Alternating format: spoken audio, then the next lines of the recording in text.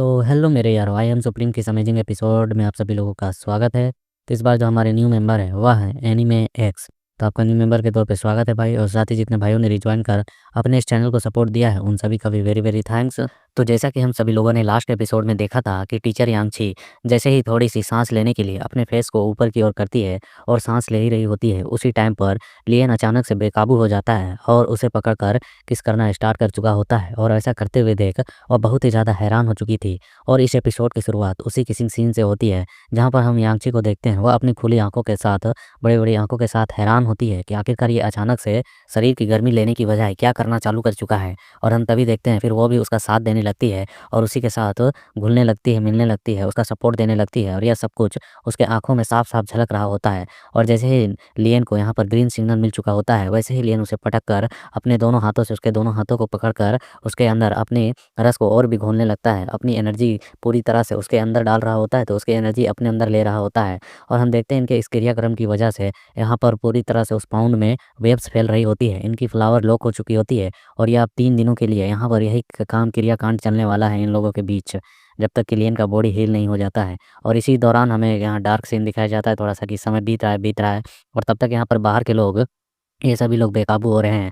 हम तो देखते हैं मो सियाचुन ने तो यहाँ कुनवू डिमेंट्री को पकाना स्टार्ट कर दिया होता है। भूख के मारे कुनवू डिमेंट्री कर रहा होता है, अरे यार मुझे जाने दो, क्या तुम सचमुच में सोच रहे हो यहाँ पर मुझे पकड़कर खाना, पकाकर खाना? मैं तो अपनी एनर्जी देने को तैयार था ना तुम्हारे मास्टर को, उसी ने तो लेने से मना की है। आखिरकार तुम मेरे जैसे बंदे को इस तरीके से कैसे कर सकते हो ट्रीट? क्या तुम बाहरे हो, मेरी बातें भी नहीं सुन रहे हो? और हम देखते हैं जो हाउलियन होता है वह कह रहा होता है, आखिरकार यांगची बहुत बढ़िया है यार, 3 दिन हो गए हैं वह अंदर में अभी तक मतलब कि उसके साथ टिकी हुई है और अंदर से कोई खबर भी नहीं आई है। आखिरकार क्या बात है? हमें वहाँ पर किसी को देखने के लिए कुछ भेजना चाहिए क्या? वहाँ बहुत ही ज़्यादा सन्नाटा सी महसूस हो रही है। वहाँ से कुछ भी ज़्यादा बाहर की ओर फ़ील नहीं हो रहा है, कुछ भी पता नहीं चल पा रहा है। थोड़ा बहुत तो उसे आकर यहाँ पर हमें मतलब कि बताना चाहिए था कि अंदर का सिचुएशन क्या है, लेकिन वो तो अंदर से बाहर आ ही नहीं रही है। हम देखते हैं जो ओल्ड ईवान होता है वह भी कह रहा था, बात तो समझ तो रहा हूँ मैं। और वह उस गुफा की ओर देखते हुए कह रहा होता है, इन कुछ दिनों में अंदर का जो ऑरा है वह हमेशा की तरह ही बिल्कुल स्थिर है। मिस यांगची उसकी जो 9 यांग टू की ट्रू किवाई बॉडी है, इसके अलावे लियन की जो यहाँ पर ऑरा है, उसकी जो मून बॉडी की किवाई है, वह बहुत ही अजीब तरीके से शांत है और उसी मतलब कि रिएक्शन में फ्लो में बह रही है। वैसा कुछ उतार चढ़ाव, अंदर से एनर्जी नहीं आ रही है गड़बड़ होने की। मुझे लगता है कि सब कुछ ठीक ही है, लेकिन उनका किवाई प्रभाव पूरी तरह से अगर गड़बड़ा गया हमारे किसी देखने जाने की वजह से, तो यह बहुत ही ज़्यादा बुरा होगा। ज़रूर कुछ गड़बड़ भी हो सकता है कि अंदर से कुछ पता ना चल रहा हो, हमें पता ना चल रहा हो कि अंदर में कहीं कुछ गड़बड़ी हो चुकी हो। तो हम देखते हैं पीछे से मो सेओचुन कहता है कि ऐसे हालत में मास्टर युवान हमें क्या करना चाहिए? क्या हम में से किसी को अंदर जाकर एक बार जांच करके आनी चाहिए कि अंदर में कोई गड़बड़ी ना हुई हो? तो यह सुनकर ओल्ड युवान कहता है कि मुझे चिंता थी कि उनकी साधना, उनकी कल्टीवेशन, उनकी जो अंदर में काम क्रिया चल रही है, वह किसी की किवाई की वजह से इफेक्ट पड़ सकती है। अगर कोई बंदा जाता है वहाँ पर और उन दोनों की किवाई ऑरा जो वहाँ पर फैल रही है, मिक्स हो रही है, उसके बीच में किसी और की एनर्जी वहाँ पर इंटरप्ट करती है, तो उसके वजह से उन्हें काफ़ी ज़्यादा डिस्टर्बेंस हो सकती है और उनका ये कल्टीवेशन अभी भी खत्म हो सकता है। क्योंकि जो डिवाइन बॉडी होती है, जो ये होली बॉडीज़ हैं, इनमें बहुत ही ज़्यादा सेंसिटिव एनर्जी होती है, या किसी भी समय भी गड़बड़ा सकती हैं। अगर वे वास्तव में ठीक हैं, तो हमें उन्हें परेशान करने के लिए बिल्कुल भी अंदर नहीं जाना चाहिए। कहीं इसका रिजल्ट ही कुछ और निकल ना जाए कि हम देखने जाएँ कि वह ठीक है कि नहीं और गड़बड़ी कर दें। तभी हम देखते हैं कि जो हाओलियन और मोसियोचुन होते हैं, तो ओल्ड युवान की ओर आ रहे होते हैं, तब तक इधर कुनवू डिमेंट्री मटके से निकल कर भाग रहा होता है। और यहाँ हाओलियन जो होता है वह कहता है कि क्या अजीब हो सकता है, क्या ही गड़बड़ होगा? ऐसे समय में अगर आप अंदर नहीं जाएँगे तो मैं अंदर जाकर जाँच करूँगा। तो युवान कहता है, नहीं, नहीं, तुम ऐसा नहीं कर सकते। तुम एक मार्शल सोवरेन हो और तुम्हारी बॉडी में जो ब्लड लाइन रॉयल्टी की मतलब शाही खून जो तुम्हारी बॉडी में दौड़ रही है और जो उसकी एनर्जी है, उसका जो ऑरा है, वो उनसे बिल्कुल भी मैच नहीं करता है। तुम्हारी वहाँ पर जाने की वजह से स्थिति पक्की गड़बड़ हो जाएगी। यदि किसी को अंदर जाना है तो यहाँ पर केवल मिस डिंग लिंगर है जो अंदर की ओर जा सकती है, क्योंकि उसी का यहाँ पर सबसे ज़्यादा कल्टीवेशन कमज़ोर है और वह एक ई एनर्जी वाली है, लड़की की एनर्जी वाली, तो उसके जाने से अंदर में ज़्यादा कुछ प्रभाव नहीं पड़ेगा। त्यासुन यांची खड़ी हो जाती है और कहती है कि अगर ऐसा है तो मुझे जाने दो, मैं अपनी ऑरा को जितना हो सके उतना कंट्रोल करूँगी ताकि उन्हें कोई डिस्टर्बेंस ना हो। और फिर वह धीरे-धीरे उस गुफा की ओर बढ़ने लगती है अंदर जाने के लिए, क्योंकि यहाँ पर इनके अंदर में रहे हुए 3 दिन बीत चुके हैं, तब जाकर इन लोगों की डिस्कशन हमें दिखाई जा रही है। और वह अंदर में ही घुसती है, तो उसके बाद अंदर घुसने के बाद वह सामने की ओर देख रही होती है, जहाँ से टीचर यांगची की पूरी बॉडी की एनर्जी मतलब गर्माहट वहाँ चारों ओर फैल रही होती है। और ऐसी एनर्जी को फैलते हुए देखकर मिस डिंगलिंगर हैरान होती है, खामोश होती है और फिर वह धीरे-धीरे उस रास्ते की ओर बढ़ती है और एक चट्टान के पीछे से हल्की सी निकल कर एक ओर से देख रही होती है कि अंदर में क्या काम क्रिया चल रहा है।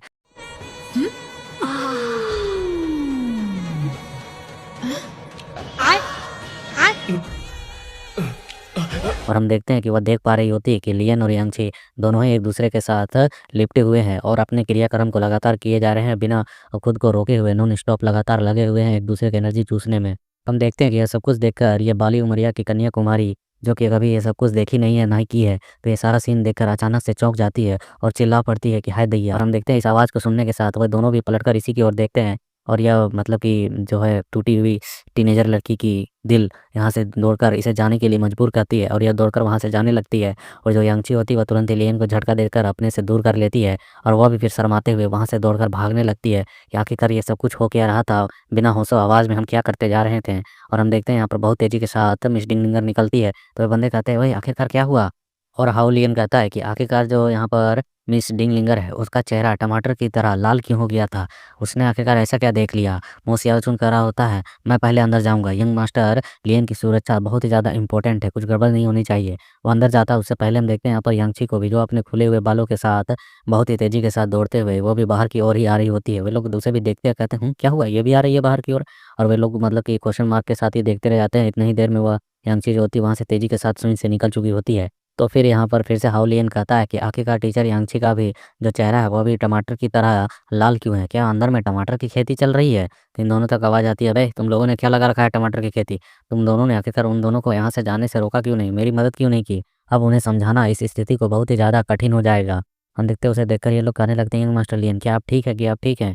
और हम देखते हैं जो यहाँ पर ओलिवन है वो तुरंत ही जाकर लियन की बॉडी को चेकअप करने लगता है, कहता है कि डिवाइन बॉडी की सचमुच में जादुई इफ़ेक्ट्स हैं। ना केवल इसकी पूरी तरह से बॉडी ठीक हो गई है बल्कि इसकी ताकत पहले से भी ज़्यादा बढ़ चुकी है। केवल 3 दिनों में पहले से ही 9 स्टार मार्शल एम्परर लेवल पर यह पहुँच चुका है। आसानी से वह अपने ब्रेक थ्रू को कंप्लीट कर चुका है। पहले 6 या 7 लेवल पर था। तो हम देखते हैं जो हाओलियन होता है वह कहने लगता है कि सचमुच में कल्टीवेशन का इस तरीके से अचानक से बढ़ना, अगर मुझे यहाँ पर इस टेक्निक को सिखा दिया जाए जो अंदर में यंग मास्टर लियन ने परफॉर्म की है, तो इससे लगता है मैं भी जल्दी मार्शल सोवरेन के अगले मतलब ब्रेक थ्रू को कंप्लीट कर लूँगा। और लियन अपने मन में कह रहा होता है अब डिंगलिंगर और यांगची को किसी भी तरीके से यहाँ पर समझाना मुश्किल होगा, मैं तो समझ लो ख़त्म ही हो गया हूँ। अगर हम तीनों एक साथ फिर मिले तो जो सिचुएशन होगा वो आखिरकार कितना अजीब होगा।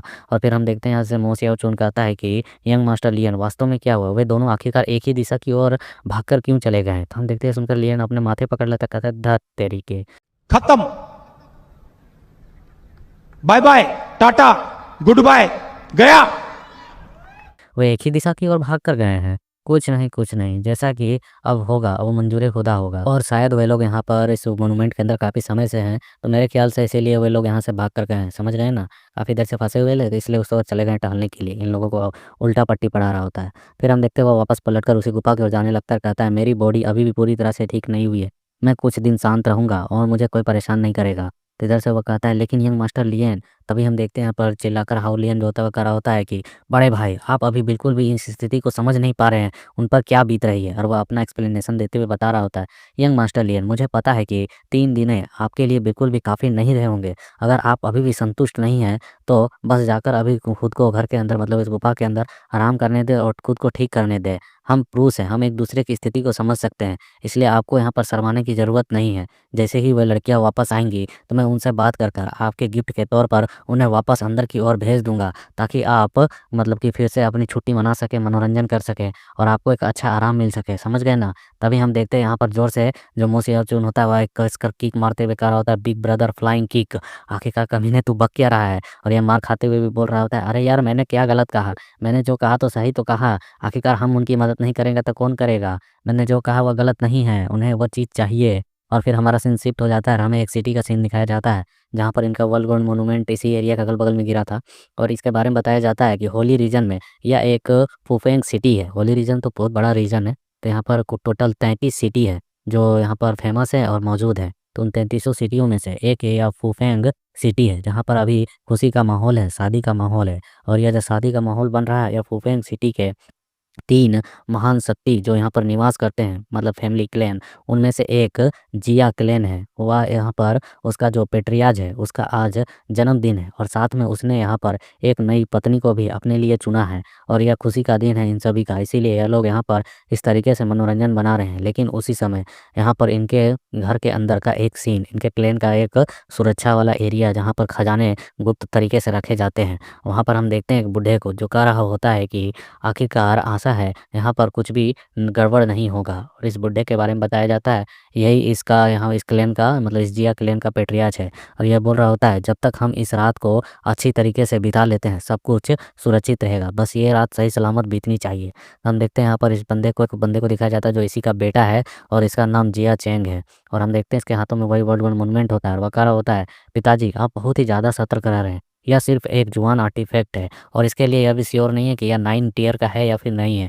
यदि हाँ, अगर यह है भी तो आखिरकार हमारे कबीले के लिए यह तो अच्छी है ना, हमारी शक्तियाँ और बढ़ेगी। आखिरकार कौन हमसे यह लेने की साहस करेगा, कौन हमसे यह छीनने की कोशिश करेगा। तो हम देखते हैं सुनकर इसका यहाँ पर क्लैन हेड बता रहा होता है, क्या तुम सचमुच में समझते हो कि जो हमारा जिया का क्लैन है इस दुनिया में इमोर्टल है, अपराजित है, कोई हरा नहीं सकता है। अकेले इस फुफेंग सिटी में ही सबसे ताकतवर हम नहीं हैं, हमसे भी ताकतवर फैमिली क्लैन मेंबर्स यहाँ पर मौजूद है। और इस कॉन्टिनेंट की बात की जाए जो इस तरीके के आर्टिफैक्ट को खोजते रहते हैं, वह निश्चित तौर पर हमें आसानी से निपटा सकते हैं, मिटा सकते हैं। या जो स्टील से भी ज़्यादा मजबूत या जो मोनूमेंट है, इसमें जो अजीब सा मतलब कि आर्टिफैक्ट है, मतलब स्ट्रक्चर्स बने हुए हैं, इसे हम यहाँ पर अपने स्टोरेज रिंग में भी फिट नहीं कर सकते हैं।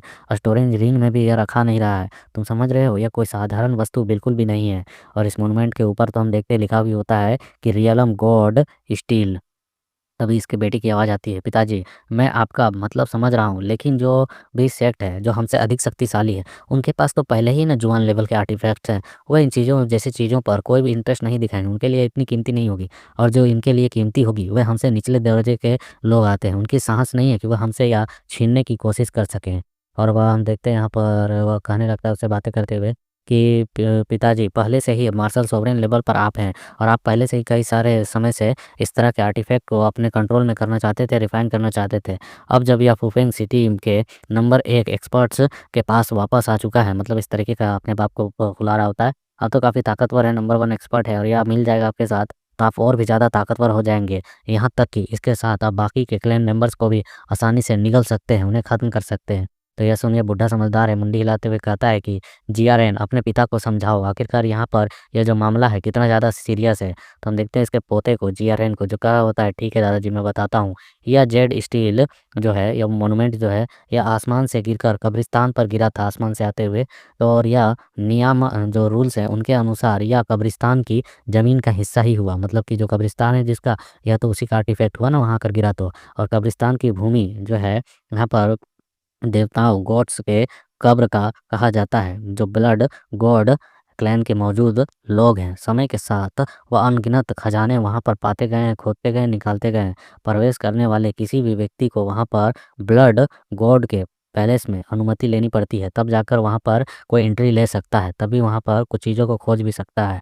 तथा सभी वस्तुएं पहले उन्हें समर्पित की जाती है, उन्हें दिखाई जाती है कि हमने वहाँ पर ये कब्रिस्तान में पाया है और ये सब कुछ का कुछ हिस्सा वे लोग रखते हैं, फिर अपनी मर्ज़ी से इन्हें देते हैं। और यह जो आर्टिफैक्ट है, यह हमारे चाचा के द्वारा तस्करी कर लाई गई है, चुरा कर लाई गई है। अगर यह बात यहाँ पर इस मतलब कि ब्लड गॉड पैलेस के लोगों को पता चल गया, तो यह बहुत ही ज़्यादा बड़ी समस्या बन जाएगी हमारे जिया क्लैन के लिए। तो हम देखते हैं इन सभी बातों को सुनकर इसका जो चाचा होता है जिसने चुरा कर लाया आर्टिफैक्ट को, कह रहा होता है, मैं केवल एक क्षण के लिए बहुत ही ज़्यादा लालची हो गया था, लोभी हो गया था। मैंने नहीं सोचा था कि यह 9 टियर की इस तरह की कोई जुआन लेवल की आर्टिफैक्ट होगी। यदि मुझे इसके बारे में पता होता तो मैं कभी भी ब्लड गॉड पैलेस के लोगों से इस चीज़ को चुराने की हिम्मत नहीं करती। अब तो यहाँ पर यह समस्या हम अपने हाथ में ले चुके हैं। और इसका नाम बताया जाता है इसके अंकल का कि जिया ये, और इसका जो बाप होता है जीआरएन का बकारा होता है।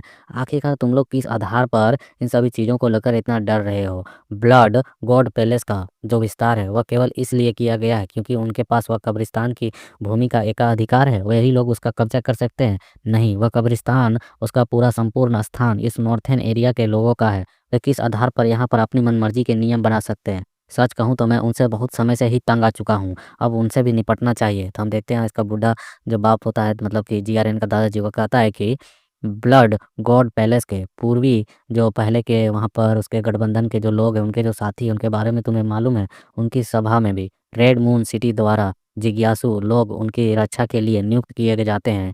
वहाँ से भी इनकी सपोर्ट है। अगर आप उनका चाहें तो यहाँ पर केवल मजाक उड़ा सकते हैं और उन्हें नापसंद ही कर सकते हैं, लेकिन वे चाहें तो आपको यहाँ पर मिनटों में भी ख़त्म कर सकते हैं, तुम्हारी उतनी औकात नहीं है।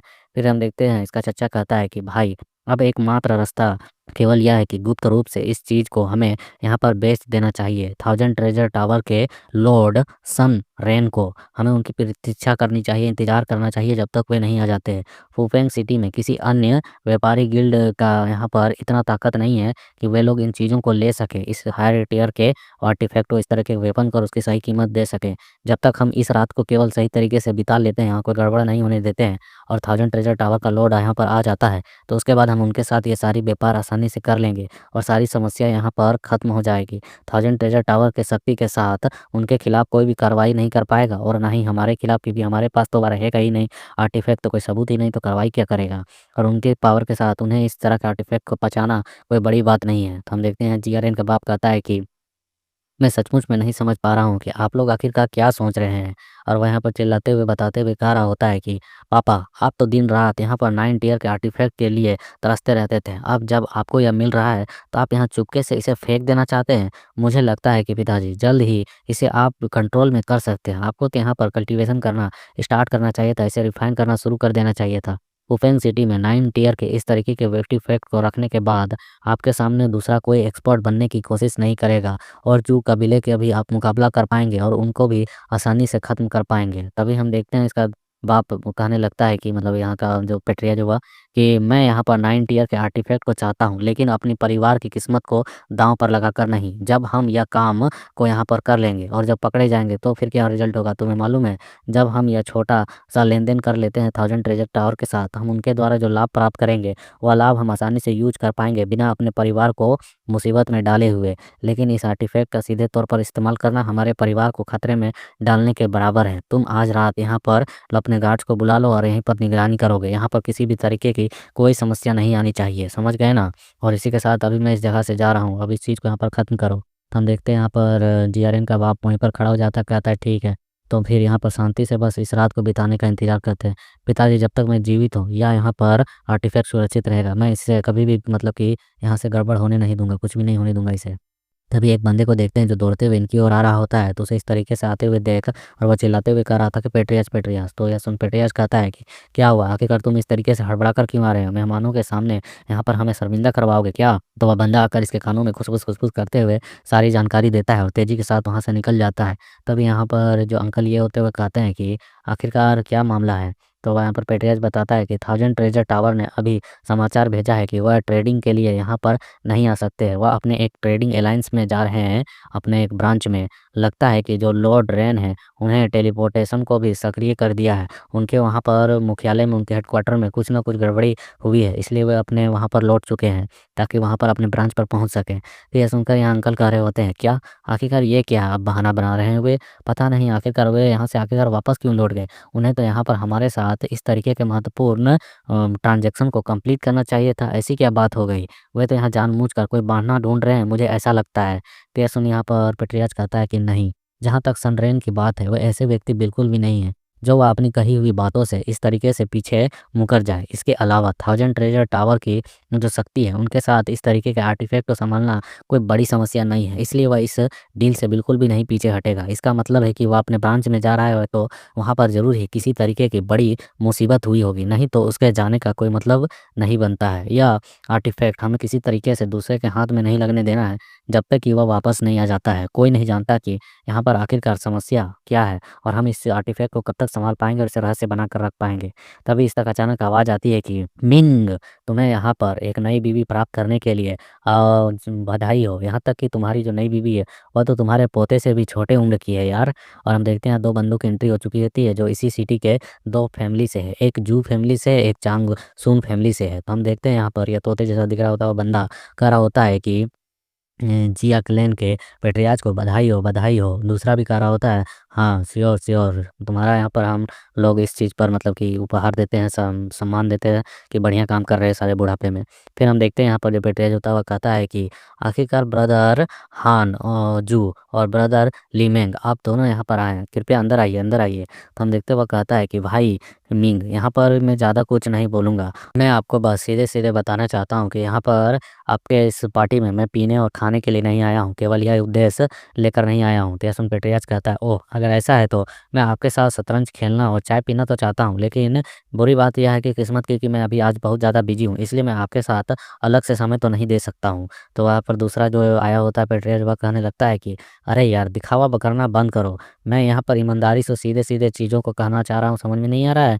सीधे-सीधे उस चीज़ को हमें सौंप दो, जो तुमने यहाँ पर वहाँ से चुरा कर लाई है, वह आर्टिफ़ैक्ट सीधे हमारे ऊपर दे दो। मैं नहीं चाहता हूँ कि मेरी जो यहाँ पर चचेरी भतीजी है दूर के रिश्ते की, ननद जो भी है, वह अपनी सुहागरात से पहले ही विधवा हो जाए। तो हम देखते हैं यहाँ पर ये सुनकर ये ओल्ड मैन हैरानी से उनकी ओर देख रहा होता है, मतलब घूर कर तिरछी नज़र से, और कि इनको यह जानकारी कहाँ से मिली। और जो यहाँ पर यह जू होता है, वह कहता है कि मैं भी यहाँ पर गोल-गोल चीज़ों को घुमाना नहीं चाहता हूँ। कब्रिस्तान से जो 9 टियर का जो आर्टिफ़ैक्ट तुमने लाया है, उसे जल्दी हमें सौंप दो, फिर हम यहाँ पर एक साथ बैठकर शराब पी सकते हैं, अन्यथा तुम्हारी पार्टी का यहाँ पर बर्बाद होना तो तय है। यह सुनने की देरी थी कि यहाँ यह बुढ़ा गुस्से में आ जाता है, अपने ओहे को रिलीज़ करने लगता है और कहता है कि कमीने, आखिरकार तुम यहाँ पर क्या परेशानी खड़ी करने की कोशिश करना चाहते हो, इसलिए यहाँ पर मुझसे मिलने के लिए आए हो? तो यह सुनकर यहाँ जू कहता है कि भाई मिंग, तुम समझदारी से काम क्यों नहीं लेते यार? वही तुम्हारे लिए बेहतर होगा। मूर्ख बनने और नाटक करने का काम बंद करो यहाँ पर। यदि हमारे पास कोई पुख्ता सबूत नहीं होता कि वह चीज़ तुम्हारे पास है, तो हम इतनी हिम्मत कर सकते थे कि तुम्हारे सामने आकर फेस टू फेस इन चीज़ों की बातें करें? तो यह सुन बुड्ढे की सनक जाती है, वह कहता है, क्या? कौन-सा सबूत है तेरे पास? मुझे यहाँ पर उस चीज़ को सामने ला, उस गवाह को पेश कर, तभी मैं जानूँगा कि तू सच कह रहा है। तो यह सुन वह कहता है कि अच्छा, तो ठीक है, लेकिन इस चीज़ के लिए बाद में मत पछताना। तभी वो आदमी इसके मतलब कि पोते का ही नाम लेता है कि जिया रेन, सामने आओ। और हम देखते हैं वह रेन जो होता है वह इनके बगल से गुजर कर जाने लगता है। तो यह देख बुढ़ा हैरान होते हुए कहता है कि व्हाट, आखिरकार ये क्या है? उसका अंकल भी कहता है कि जिया रेन, ये सब चीज़ का क्या मतलब है? उसका दादी का तो भरोसा नहीं हो रहा था, कह रहा होता है जिया रेन, ये सब कुछ क्या है? क्या तुम्हें इन लोगों ने अपने कंट्रोल में कर रखा है, या क्या दिक्कत है? मुझे तुम्हारा इलाज करने दो। तभी हम देखते हैं पलट कर चिल्लाते हुए कहता है कि तू बुड्ढे, आखिरकार कुछ ज़्यादा ही सपने नहीं देख रहा है? मैंने अभी तो उनकी ओर अपने कदम बढ़ाए हैं, इसका मतलब साफ नहीं है कि मैं यहाँ पर उनकी ओर अपनी मर्ज़ी से जाना चाहता हूँ, उनका सहयोग करना चाहता हूँ। उनकी ओर ही मैं ही वह प्रस्ताव लेकर गया था और सारी जानकारी पूरी तरह से मैंने अपनी इच्छा के अनुसार दी है, ना कि उनके कंट्रोल में आकर। यह सुन वे दोनों हैरान हो चुके होते हैं। उसका अंकल कह रहा होता है कि आखिरकार तुम साले बच्चे, तुम्हें यहाँ पर अपने सेकंड अंकल को तो इसकी वजह बतानी चाहिए। आखिरकार तूने ये सब कुछ क्यों किया? क्यों गद्दारी की? तो वह सुनकर वह थोड़ा-सा काँपते हुए कहता है कि अंकल, और यह उस बुड्ढे की ओर से मतलब कि इशारा करते हुए फिंगर दिखाते हुए कहता है, इसका कारण है यह बुड्ढा बहुत ज़्यादा ही समय से लंबा जी रहा है और शादी पे शादी किए जा रहा है। Uçuyor yıldızlara müptezel bayan Harmanım baba nerede çarşafım gördüğüm bu यहाँ पर मेरा क्या होगा मालूम है तुम्हें?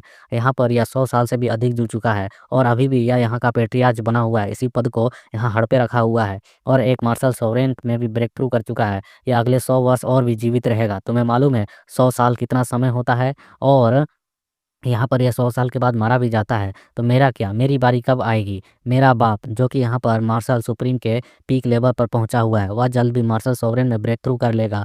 उसके बाद वह अगला और 100 साल वह भी राज करेगा, वह भी यहाँ पर पेट्रियार्च बना हुआ रहेगा। और मेरा क्या होगा तब तक? मैं तो यहाँ पर 200 साल बिता चुका रहूँगा। अगर मैं 200 साल के अंदर मार्शल सोवरेन में ब्रेक थ्रू भी कर लेता हूँ, तो उस एज में मैं क्या ही कबाड़ लूँगा, क्या ही कांड कर पाऊँगा? मेरी बॉडी वहाँ जीती-जागती एक लाश बनकर रह जाएगी। ऐसे समय पर पेट्रियार्च बनकर मैं क्या ही कबाड़ पाऊँगा? 200 साल के लंबी जीवन के बाद मेरी बॉडी किसी काम की बिल्कुल भी नहीं रहेगी। इसका कोई मतलब भी बनेगा? वैसी स्थिति में पेट्रियार्च बनना कहीं का? बूढ़े आदमी, क्या तुम्हें कभी भी महसूस हुआ जो मैं चीज़ यहाँ पर महसूस कर पा रहा हूँ? तुम्हें मालूम भी है? और ये अपनी पूरी फीलिंग के साथ इन फ्रस्ट्रेशंस को दे रहा होता है। यहाँ जो जू होता है उसके कंधे को थपथपाते हुए कहता है, बहुत अच्छा, बहुत अच्छा।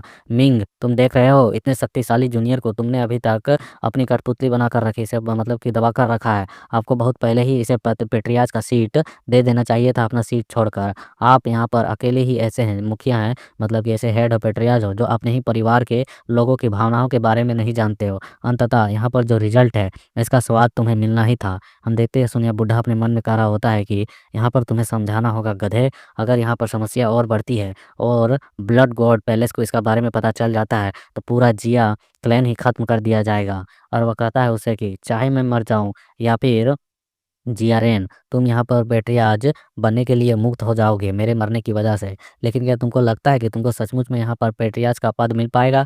वे वास्तव में यहाँ पूरे जिया क्लैन को निगलने के लिए आए हुए हैं। तो हम देखते हैं यहाँ पर वो बुड्ढा जू कहने लगता है कि है, आखिरकार तू किस तरीके का बात कर रहा है? ये नौजवान जिसे हम बहुत ज़्यादा ही पसंद करते हैं, भविष्य में यह हमारा एक अच्छा बंदा बनेगा, हम इसका मार्गदर्शन करेंगे और अभी के लिए तुम्हारे जैसे पुराने खंबे को यहाँ पर निकाल कर फेंक देना ही बेहतर होगा। और हम देखते हैं इन सभी बातों को सुनने के साथ ही यहाँ पर जीआरएन बताने लगता है इनको सारी जानकारी कि जो सेकंड अंकल है ना, उसने यहाँ पर यह सब कुछ उस कब्रिस्तान वाले ज़मीन से उस आर्टिफैक्ट को लेकर आया है, जो कि एक 90 ईयर का जुबान आर्टिफैक्ट है। और जो कबीले का हमारा गोदाम है, सियाओ कबीले का, उसके अंदर इसे छुपा कर रख दिया गया है। और बूढ़ा आदमी मतलब कि मेरा बाप जो है वहाँ पर उसकी गार्डिंग कर रहा है और साथ में थाउजेंड ट्रेजर टावर के आने का इंतज़ार कर रहा है। थाउजेंड ट्रेजर टावर के सनरेन के आने के साथ ही यह सारा चीज़ यहाँ पर जो है मतलब कि लेन-देन का काम किया जाएगा। तो इसके बगल में वो जो दूसरे सेट का बंदा है, वो आया होता है, वो कह रहा होता है कि मिंग, क्या अब तुम कुछ और भी कहना चाहोगे? क्या तुम्हारे पास और भी कोई कारण है कि तुम्हारे पास वो आर्टिफैक्ट नहीं है? अब बताओ, वो सीधे-सीधे हमारे हाथ सौंपोगे कि नहीं? तो हम देखते हैं अब बूढ़ा अपने तलवार को निकाल चुका होता है और वो कहता है कि वह आर्टिफैक्ट कोई साधारण वस्तु से ज़्यादा अलग नहीं है, मतलब कि नॉर्मल सा ही तो आर्टिफैक्ट है। अगर तुम यहाँ पर उसे लेने आए हो, तो इस चीज़ को मत भूलना कि तुम भी अपने साथ जो वेपन्स लाए हो, उन्हें भी खो सकते हो। आज मेरे पास 2 और नए वेपन्स उपहार के तौर पर मेरे पास आएँगे और उन पर मैं अपना नाम लिखूँगा तुम्हारे खून से। तो हम देखते हैं दोनों सुनने के साथ अपने ही जुबान में आर्टिफैक्ट को निकाल चुके होते हैं और वे लड़ने के लिए तैयार होते हैं। और जो जीआरएन होता है वो तो पीछे भाग चुका होता है और ये बुड्ढा जो होता है जुआ का होता है। खैर, अगर भाई यहाँ पर मौत की इच्छा कर रहे हैं, तो मैं इसके शादी के दिन इसे मौत का जो चाट है उसे ज़रूर चटवाऊँगा। और दूसरा वो येलो वाला बंदा कह रहा होता है, जहाँ तक दुल्हन की बात रही, उसके कमरे में जो आज दूल्हा जाने वाला था, उसके जगह पर मैं जाऊँगा और उसका देखभाल मैं करूँगा। तुम्हें उसकी चिंता करने की ज़रूरत नहीं है बूढ़े, तुम आरामी से मर सकते हो। हम देखते हैं इतने सुनने की देरी थी कि दोनों ओर की घमासान युद्ध चालू हो चुकी होती है और ये दोनों की ओर से एक दूसरे के लड़े जाने की वजह से वहाँ बीच में विंड प्रेशर भी बन रही होती है और वहाँ से चिल्लाने की आवाज़ आ रही होती है, अगर तुम लड़ना चाहते हो तो आओ, आज हम यहाँ पर लड़कर ही इस मैटर को सॉल्व करें और इसे ख़त्म करें कि इस सिटी में किसका ताकत, किसका दबदबा है। और इसके बवंडर के सीन के साथ यहाँ नीचे राइटर के द्वारा लिखाया जाता है कि एक वर्ल्ड गोल्ड मोनूमेंट जिसके लिए यहाँ पर एक खूनी लड़ाई होने वाली है, इन चूतियों की मालूम नहीं कि इनका बाप अंदर में बैठा हुआ है, वह निकल गया तो इनके पूरे सिटी को ही खा जाएगा। और इसके इसी सीन के साथ यहाँ पर ये एपिसोड कंप्लीट होता है। सो तुम लोगों भी अपना टारगेट कंप्लीट करो, 500 likes done. So like share comment and your support.